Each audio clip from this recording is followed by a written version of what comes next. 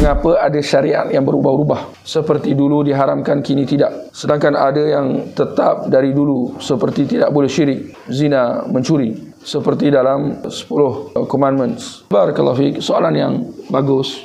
Mengapa ada dalam isi syariat yang berubah-ubah? Sama ada daripada seorang rasul kepada seorang rasul yang lain, atau dalam satu syariat itu sendiri. Seperti mana yang kita sedia maklum, dalam syariat Islam ada apa yang dinamakan proses nasikh wa mansuh, pemansuhan dan yang dimansuhkan. Antara contoh yang boleh disebutkan di sini ialah sabda Nabi sallallahu alaihi wasallam sendiri dalam hadis, kuntu nahaitukum an ziyaratul qubur. Sebelum ini aku larang kamu daripada menziarahi kubur. Ala fazuruha. Adapun sekarang, ziarahilah ia. Fa innaha tudzakirukumul akhirah. Kerana ziarah kubur akan membuatkan kamu ingat akan hari akhirat, ingat akan kematian.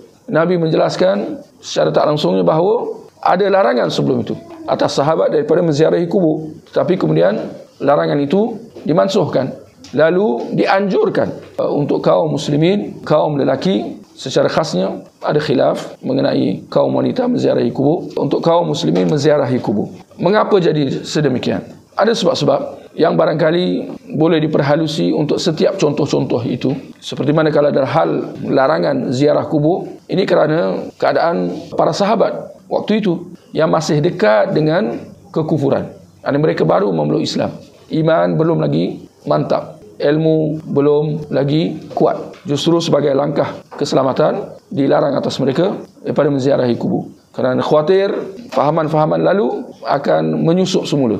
Tetapi apabila Nabi sallallahu alaihi wasallam melihat bahawa iman mereka sudah mantap, ilmu sudah jelas mengenai bahaya syirik, dan tidak ada lagi kekhawatiran bahawa mereka akan berbalik semula kepada kepercayaan syirik dan khurafat dahulu, maka waktu itu dibenarkan. Walaupun secara ringkasnya, apa yang dapat kita katakan, adanya perubahan-perubahan ini atau adanya proses pemansuhan dan dimansuhkan, yang pastinya itu semua adalah ujian daripada Allah Subhanahu Wa Taala. Allah nak menguji para hamba-Nya mengenai sejauh mana mereka menerima proses tersebut, kerana kesudahannya itu semua hukum hakam Allah Subhanahu Wa Taala.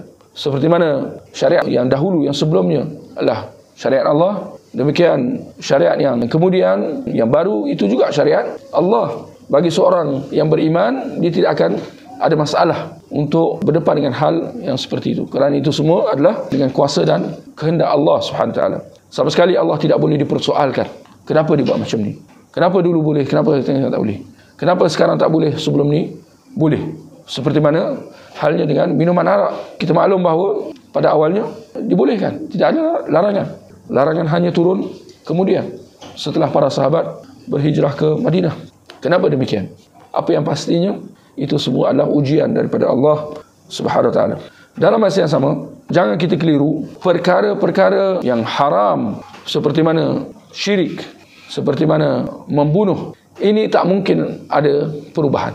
Tak mungkin sebelumnya dibolehkan syirik, sekarang tak boleh. Membunuh tak mungkin sebelumnya boleh, sekarang tak boleh, dan sebagainya. Ini perincianlah dalam permasalahan ini.